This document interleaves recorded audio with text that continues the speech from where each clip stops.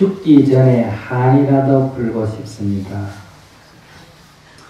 10년 전에 남편이 바람을 피워서 헤어졌습니다.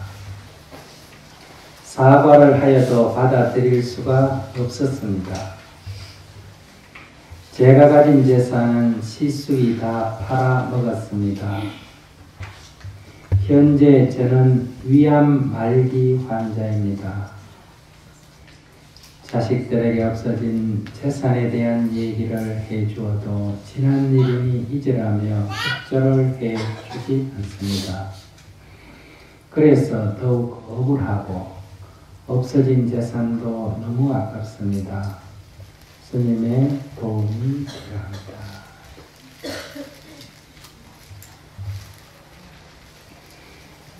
이분은 결국 남편을 잃고, 두 번째는 재산을 잃고, 세 번째는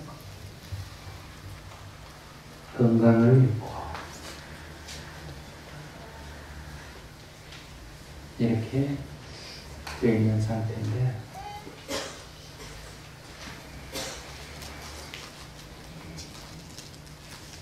왜 이렇게 됐을까? 부처님 말씀에 이런 얘기가 있습니다. 비구들이여, 제1의 화살을 맞을지언정 제2의 화살은 맞지 말라, 이런 말이 있어요. 내가 어리석어서 한 번의 화살은 맞을지언정 두 번, 세 번 화살을 맞지 말라. 남편을 잃을지언정 재산은 잃지 않든지, 재산을 잃을지언정 재산은 잃어버렸다 하더라도 남편은 잃지 않든지, 재산과 남편을 잃었다 하더라도 건강은 더 이상 잃지 않든지. 지금 남편을 잃고 재산을 잃고 건강을 잃었는데 지금 또 무엇을 잃을 것인가? 지금이라도 지혜롭다면 아직도 남아있는 무엇인가를 잃지 않을 것이다.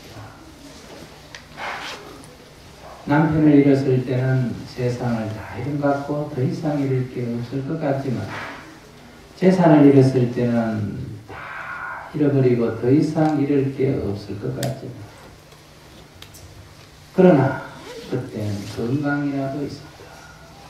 건강을 잃고 보니 그때라도 지혜로웠다면 이것이라도 내가 지킬 수 있지 않았을까.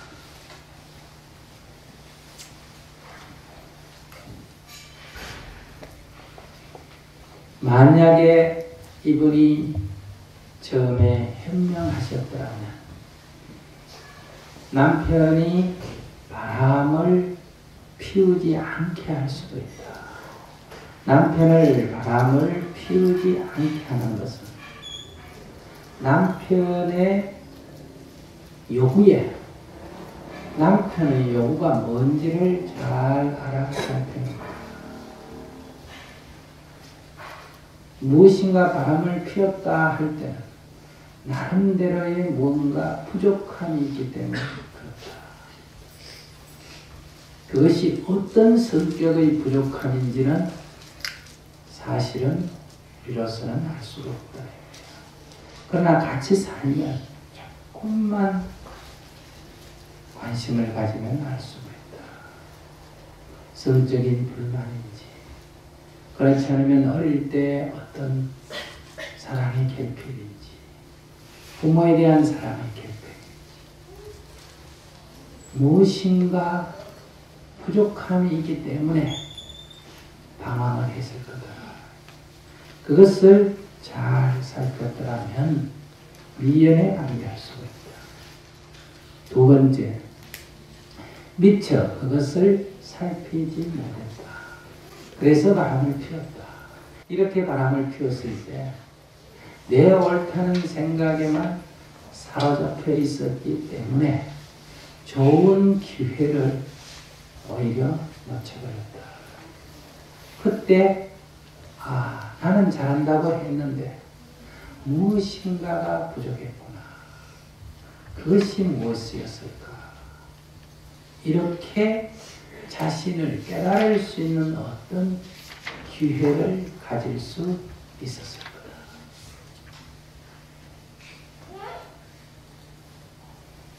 그때 내가 남편이 자기가 정말 잘못했다라고 할 지경에 있고 나는 정말 큰 소리칠 그럴 지경에 있었을 때 오히려 내가 엎드려 절을 하면서 여보 미안해요. 내가 이게 참 나름대로 노력은 했는데 이게 당신을 만족 못 시켜서 미안합니다. 이렇게 했더라면 이 문제는 한 번의 화살로서 끝이 났을 거다. 그런데 내 잘했다는 생각에 사로잡혀 있었기 때문에 용서를 할 수가 없었다. 그래서 끝까지 결국은 미워함으로 해서 누가 괴로워졌느냐? 내가 괴로워졌다. 결국은 나와 함께 산 내 남편을 내가 평생 미워해야 되고 그것도 자식이 없으면 덜한데 자식이 있으니까 자기 자식의 아버지를 미워해야 하고 그 속에서 아이들은 엄마 아빠의 갈등 속에서 방황해야 하고 이래서 제1의 화살을 맞는 것에서 끝난 게 아니라 제2의 화살을 만들었다. 이미 제살은 어떤 이유에든 팔아치워져 버렸다. 이것이 제1의 화살이다. 그런데 그것을 아까워해서 속상해하기 때문에 결국은 속이란 게 위죠. 결국은 제2의 화살인 건강을 해치는 화살을 받게 됐다. 돈을 찾을 수 있다면 다만 찾기 위해서 애쓰지 속상해할 필요는 없다. 이미 찾을 수 없는 재산이었을 때는 아무리 애를 써도 찾을 수 없기 때문에 찾을 수 없는데 노력을 하는 것은 어리석은 일이다. 이미 그것은 사라져버린 것이다. 그런데 거기에다가 노력하는 것은 마치 꿈속에서 뱀에게 쫓기는 것과 같고 신기루를 쫓는 것과 같고 허공에 헛것을 잡게 되는 것과 같다.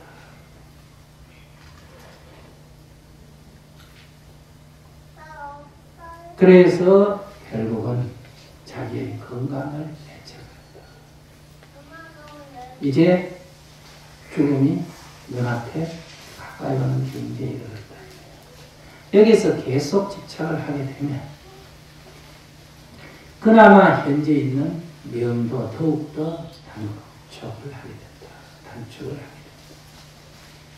내 아내가 바람을 피웠다든지 내 재산을 누가 또 뺏어갔다든지 이렇게 생각하기 때문에 이분이 겪는 것과 같은 어때요?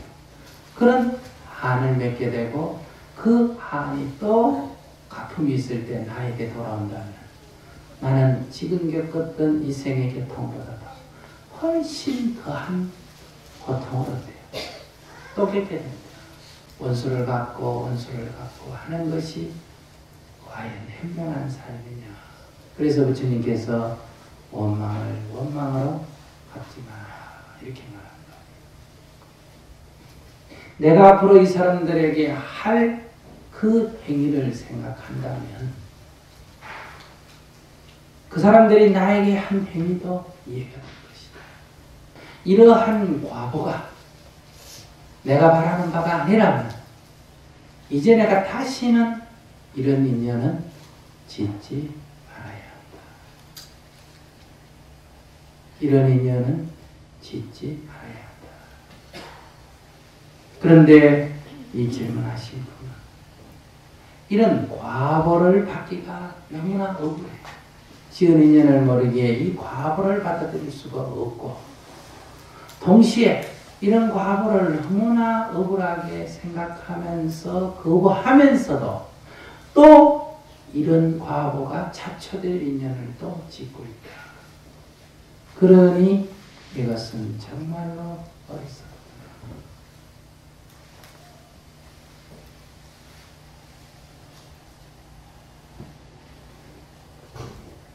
그러니 지금이라도 자신의 어리석음을 뉘우치는 게 중요하다. 결국 이렇게 해서 내가 내 자신을 해쳤구나. 내 젊은 한평생을 결국 그 제1의 화살에 맞았어. 결국은 거기에 원결을 일으킴으로 해서 결국은 모든 나머지 화를 연속적으로 자초하고 있구나. 이렇게 해서 이 어리석음에서 벗어나는 게 중요하다. 그런데 여기서 또 공부가 한번 잘못되면 왜 내가 이렇게 바보같이 살았느냐? 나 같으면 죽어야 돼. 이렇게 다시 또 자기를 학대하는 쪽으로 가면 안 된다. 다만 내가 어리석었구나. 부처님 말씀 듣고 보니 내가 바보 같았구나. 이걸로 끝나야 돼. 가민이가 브라마의 얘기를 듣고 아무리 죄를 많이 지어도 강가강에 가서 성욕을 하면 죄가 다 사라지고 천상에 태어난다 하는 그 얘기를 듣고 그거 참 쉽다. 근데 우리 부처님은 그런 얘기를 나한테 안 해줬을까? 그래서 부처님께 가서 그 말이 맞습니까? 하고 물었을 때 부처님께서 그 말이 맞다면 겐지스 강에 사는 물고기가 가장 먼저 천상에 태어나겠구나 할 때 뭐라고 했나? 내가 어리석었구나. 부처님 그렇습니다. 알겠습니다. 그리고 다 끝났다. 근데 오늘 우리는 딱 듣고 이게 바보 같은 짓이었구나. 결국 내가 내 화를 계속 자초하고 있구나. 이렇게 딱 끝이 나야 돼. 그래서 서로 빚지고 빚갚고 하는 이러한 행위의 반복을 여기서 멈춰야 한다. 남편에 대한 미움을, 원망을 여기서 멈춤으로 해서 지숙에 대한 억울함을 여기서 멈춤으로 해서 그 멈춘다는 것은 참고 견디는 것이 아니라 지숙에 대해서는 이것으로 빛이 갚힌다면 얼마나 좋을까. 남편에 대해서는 내 부족함을 참여함으로 해서 여기서 끝내야 된다. 그랬을 때 비록 오늘 죽더라도 나는 인연의 과거 이 유리의 밖에서 벗어날 수가 있다. 재물이라고 하는 적은 이 남편이라고 하는 그 수많은 인연 중에 한 생에 잠시 확철한 그 인연으로 인해서 해탈을 한다면 이것은 참으로 작은 이익을 잃고 큰 이익을 얻는 것과 같다.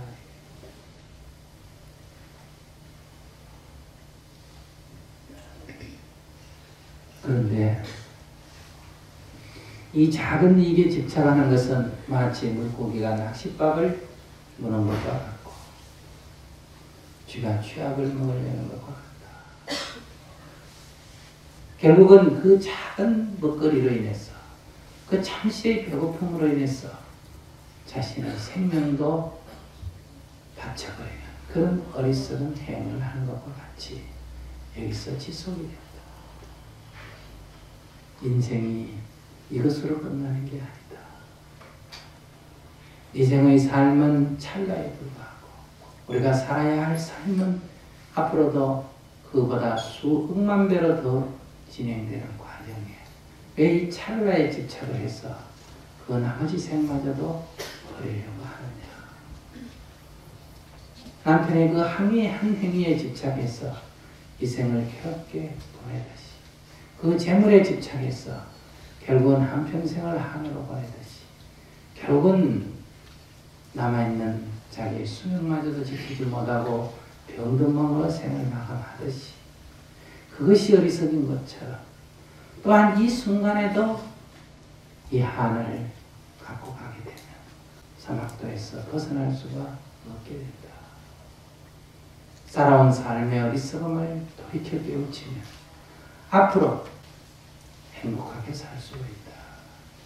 그러니까 병든 몸도 한탄할 것이 못된다. 지금 이 부처님의 말씀을 듣고 뉘우쳐 깨우치는 것이 가장 중요하다. 그렇게 될 때 이미 마음속에 상처를 입은 아이들의 상처를 치유할 수 있다. 나에게만 머문 것이 아니라, 얘들아, 내가 엄마가 지난 몇십 년 동안 생각을 좀 잘못했네. 지금 내가 돌이켜보니 너희 아빠가 잘못했다고 할 수가 없다. 내가 참 부족한 게 많았다. 이렇게 해줌으로 해서 그들 가슴 속에 맺혀있던 아빠에 대한 원망을 풀어줄 수가 있다. 일가 친척들에 대한 서먹서먹함을 풀어줌으로 해서 그 아이가 큰아버지, 작은아버지, 일가 친척들을 자유롭게 만날 수 있는 기회를 제공해 준다. 엄마가 이렇게 한을 맺고 죽게 되면 그들은 일가 친척의 모임에서도 그 사람이 나타나면 가지도 않으려 하고 가도 괴롭다. 이렇게 해서 내 사랑하는 아이들의 삶을 제한하고 속박한다. 나눠서 끝나는 것이 아니라 아이들의 삶마저 속박한다. 그 아이들이 자라서 그 가슴 속에 맺힌 한은 또 손자들에게 넘겨주게 된다. 이렇게 할 때 속에 맺힌 것이 사라질 때 오히려 건강은 나아지게 된다. 설령 육신에 우리가 집착하지 않는다면 이렇게 풀면 내일 죽어도 아무런 한이 없습니다. 그럴 때 어쩌면 병은 기적같이 날 수도 있다. 그러니 그렇게 기도를 하셔야 합니다.